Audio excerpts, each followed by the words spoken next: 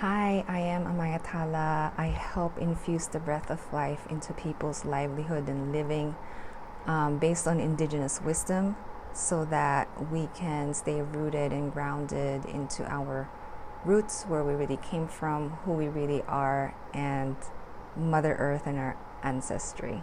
So, welcome to my channel.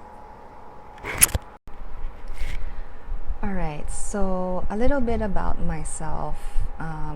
Just like many of you, I was always seeking of the meaning of life, or of what I'm really here for, and happiness.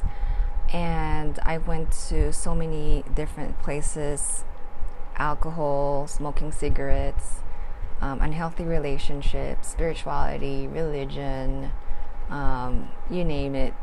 I went to so many things just to figure out who I am and what makes me happy. And one of them is trying to be successful in the academic field. I took my PhD in engineering management, and thinking that my success and my life is already set once I'm in that program. So, but the being and the body doesn't lie, and so as days go by, the pain that I felt in my heart and my soul just became heavier and heavier, until I had no choice but to listen to it and really ask myself, is this really what makes me happy? And it got to a point when I realized that where I was is not really in alignment to what makes me happy, what makes my soul happy. And so I did complete the program, which is good, but after that I left the academe field and pursued community work, because that's where I was called to go. And in that journey, I met so many people, especially people from marginal living, who are in marginal living. I saw what their life is like. I related to it because it's when I grew up in the Philippines, we also didn't have much, and so I got the opportunity to get to know them and work with them, help each other out. Not that I'm just helping them; they helped me, and that was a really opening experience for me. To know that I'm not alone, and there are people, good-hearted people, who are also struggling like me, and that we can help each other out, and we were able to help each other out. And through that journey, I realized that since I connected with people in marginal living from different cultures, I also got the opportunity to learn where I came from and my own culture and my own roots. And so as I was learning more about my roots, I realized that there's a lot of connection with other cultures, and I learned more about who I am and why I'm this way, and what my gifts are, through learning where I came from. And I see that in other people I come across with as well. And so that gave me the idea that the answers to my questions are in my ancestry. And it took me to Indigenous wisdom, which is pretty much wisdom that Indigenous peoples have been carrying for a long time, and we have forgotten. That connects us to our roots, which includes our ancestry and Mother Earth. And so learning that and realizing that this wisdom is already here, already existing for all of us to just remember and pay attention to, my life changed. And I met grandmother and Patricia, who is an Native American Indigenous wisdom keeper, a Choctaw, Navajo, and Chata Dine Indigenous wisdom keeper. And she taught me the Indigenous wisdom from her tribe, the Indigenous ceremonial change process that will help humanity go through the remembrance of what is real reality, that is loving, that is life-giving, that is fulfilling and peaceful, and everything that we dream of, that we think are out there but they're actually right here. We just need to know that they're here, and they're here. So my life changed after that, and that's why I'm doing this channel and my other community work and my other services, to help to spread this in wisdom and to help people connect back and experience the loving, beautiful, loving life. And so I am here to serve, and it's just a little bit of my background. And with that, I am going into the topic of this video, which is how to build an authentic eco-village. And the reason I chose this topic is because I am in my path to reconnecting with Mother Earth, and I do see myself one day living in an eco-village in a sustainable way that is in harmony with Mother Earth. But I have talked to several people who have lived in an eco-village and have experienced what it's like to be there. And I heard two main problems that they have encountered. And one of them is the conflict that happens among people living there. And the second is lack of income stream to support the whole eco-village. And these past 2 months, I was fortunate enough to live in an eco-village that was still establishing itself. And so I was able to witness what it's like when people from kind of different backgrounds come together without a common understanding, and what it's like to make that village sustainable, self-sustaining, so that it has the resources that it needs. And so I saw those two problems unfold, and I just wanted to give my insights and wisdom about that based on the Indigenous ceremonial change process that I went through. That may help people have a little bit more insight as to how to really build an authentic eco-village. So this is what this video is about. So I hope you stay tuned, and I hope that you learned something from this whole video. So thank you. So in this video, I have 4 tips to building an authentic eco-village, and I have additional 2 bonus if you do go to my Patreon page, just for people who really want to dive in and know more about this process, the Indigenous ceremonial change process. So all of these tips are based on the Indigenous ceremonial change process. So tip number 1, being aware of the concrete jungle mind that we carry. So many of us grew up in the city or the suburban area. We were conditioned to live in a way that things are convenient around us. Water, you just turn on the faucet and water is there, and you just throw your garbage away in the trash bin and someone's gonna take care of that. The fire is right there on the stove for us to cook food.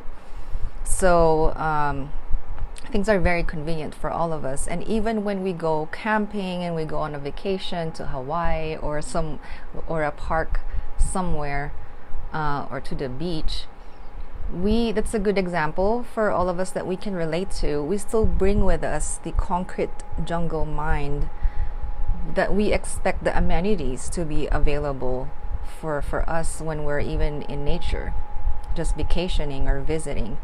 So in a way, even when you're in nature, you're not living in harmony with her, because you're still carrying that mindset and that being that still disposes of trash every day, still buys food in a styrofoam or drink in a plastic cup that you throw away in the garbage.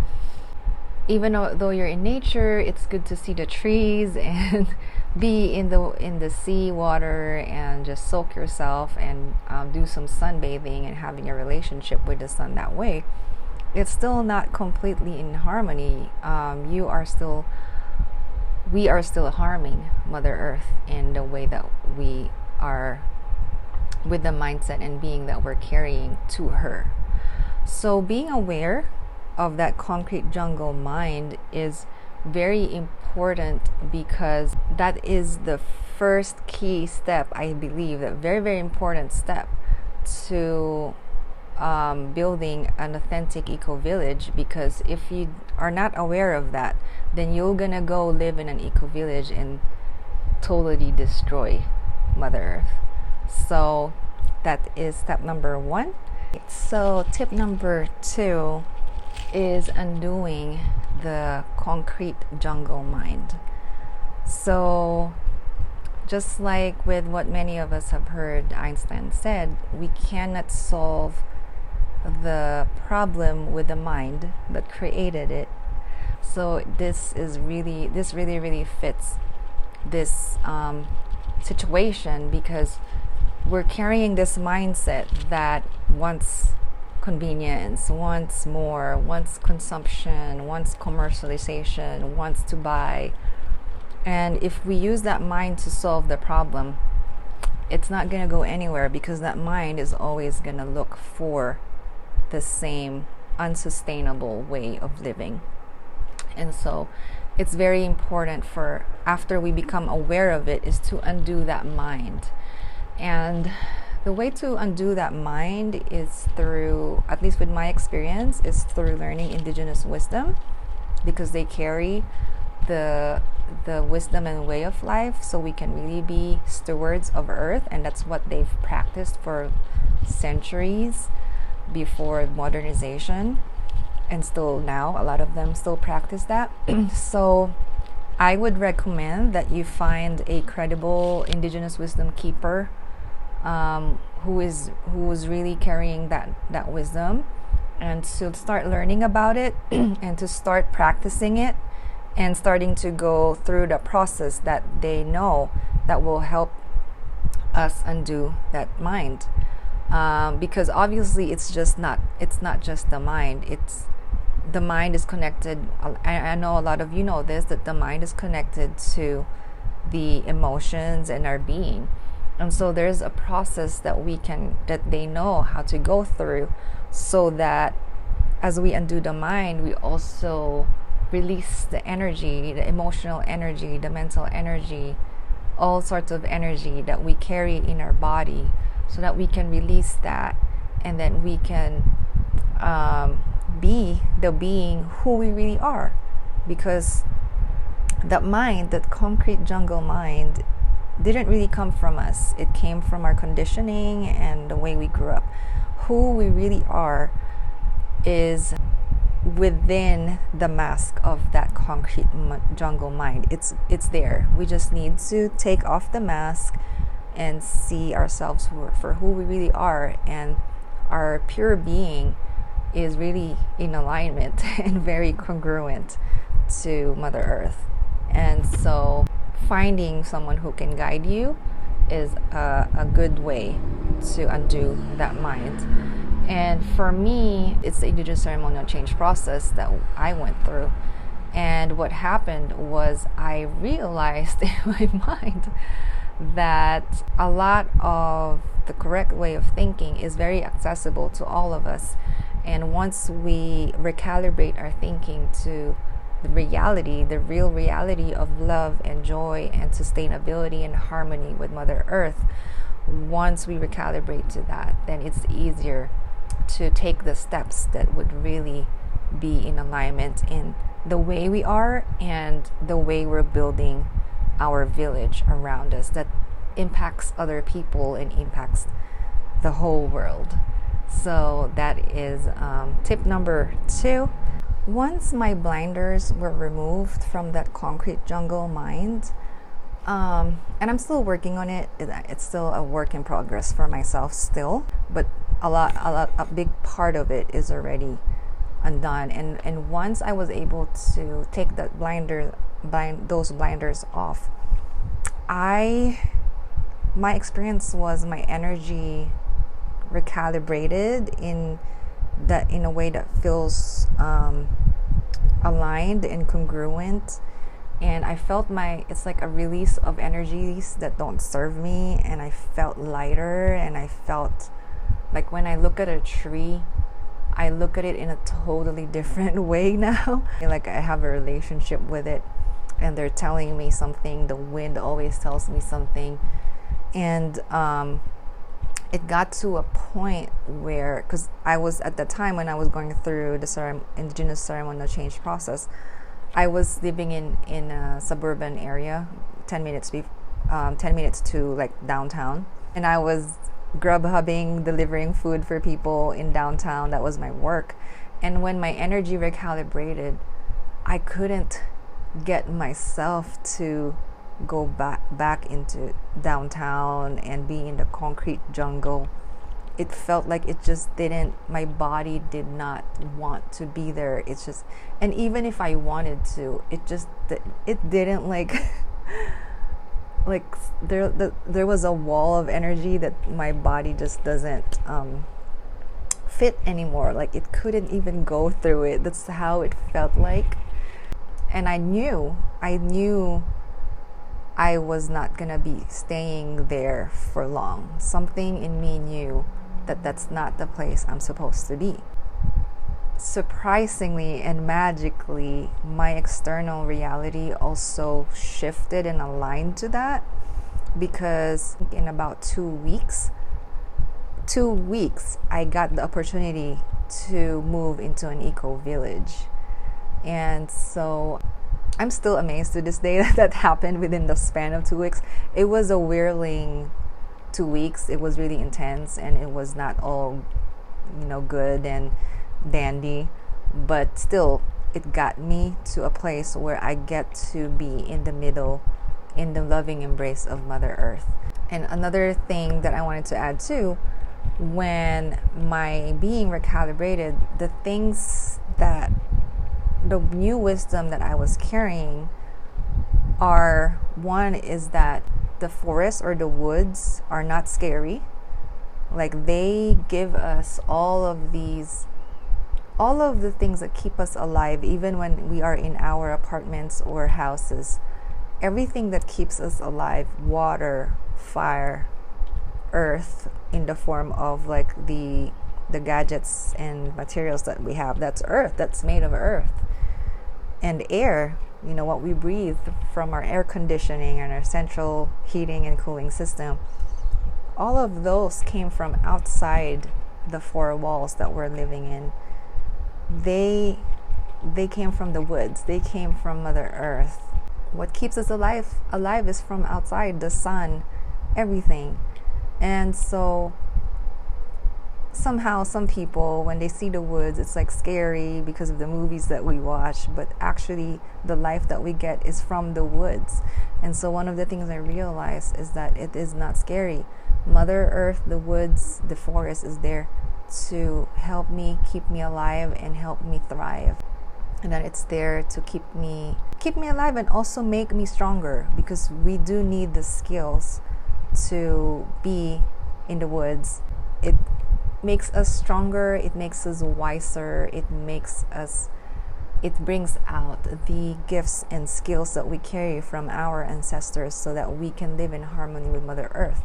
Yeah, it's not completely safe. Let me just clear that out. But we have what it takes. We have the capability to develop the skills to navigate what is out there, because we are strong, resilient beings, and we have the capacity to do that. And then another thing is the abundance of nature, because nature wants to keep us alive, and pretty much everything we find that's manufactured in our house came from nature. It was just manufactured in a way that doesn't serve nature, that pollutes nature, but all of them came from Earth. And so the abundance is from earth. And so the woods is abundant. Lastly, the thing that I realized when my energy recalibrated and my being recalibrated is all of these things that are thriving and loving and peaceful is existing right at this moment. And we do not need to go through complicated policy making. I mean, in a way, yeah, they could help, yes, but at the core of it, that what we're looking for is already here in front of us. We just need to see it and make yes or no decision, which is my next tip. Tip number 4 is to make yes or no decisions.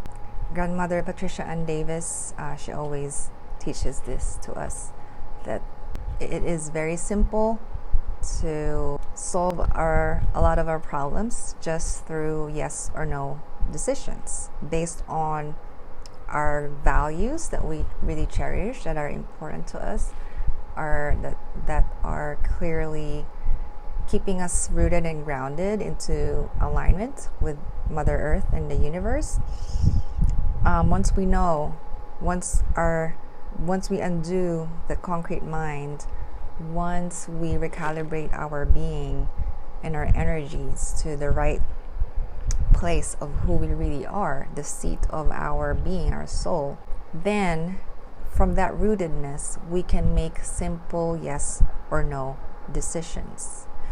And at least for me, my experience was when my energy recalibrated and my being recalibrated, and I had the opportunity to move to an Ecovillage in 2 weeks.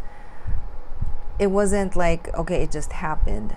I had to make decisions to really allow myself to be in that new place, to be in that new reality. So I still had to do my part to make that decision for myself. So even though the universe kind of aligned the external to my new being, I still needed to step into what was offered to me. Another decision making that I had to make was to speak the truth, because obviously I was living with people where I was, and I was around people who were carrying the concrete jungle mind. And so in my process of transitioning to a more natural environment, I had to speak my truth.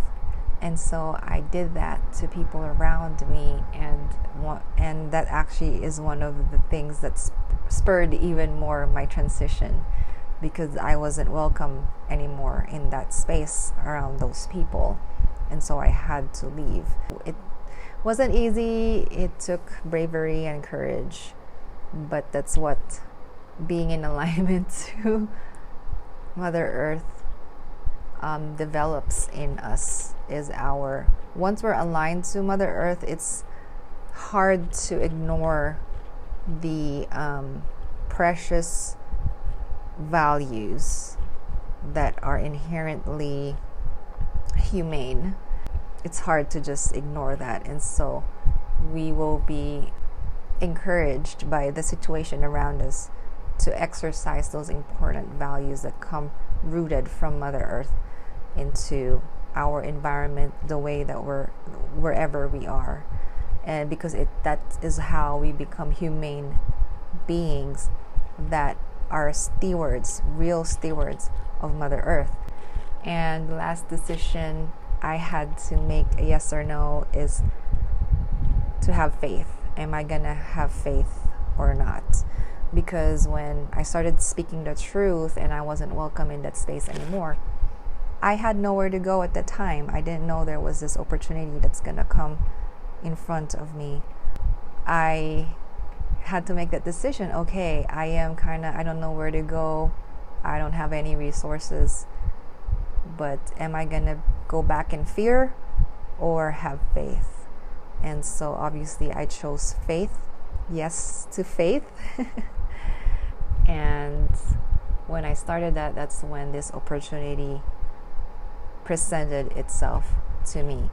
Those are just some examples of the yes or no decision that you would have to discern or decipher and make for yourself. No one else is going to tell you what to do. I cannot tell you what to do, because each one of us has the capability to discern what is of highest value for us and for people around us, or humanity and the world and the universe. Those are the 4 tips I have for all of you, based on the Indigenous ceremonial change process, so that you can reflect on whether that applies to you or that helps you if you're building an eco-village, so that you will be able to build it in a way that's really authentic and aligned with your pure being, your highest self, Mother Earth, and the universe. It really starts with ourselves. That's pretty much the whole summary of that.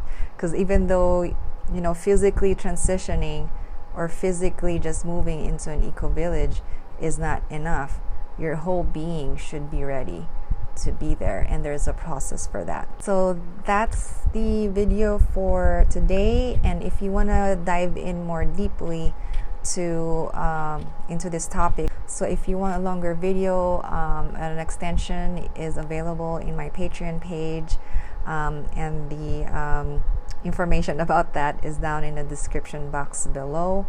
And I also do classes there for people who want to have more interaction with me in a class setting, in a sacred gathering setting.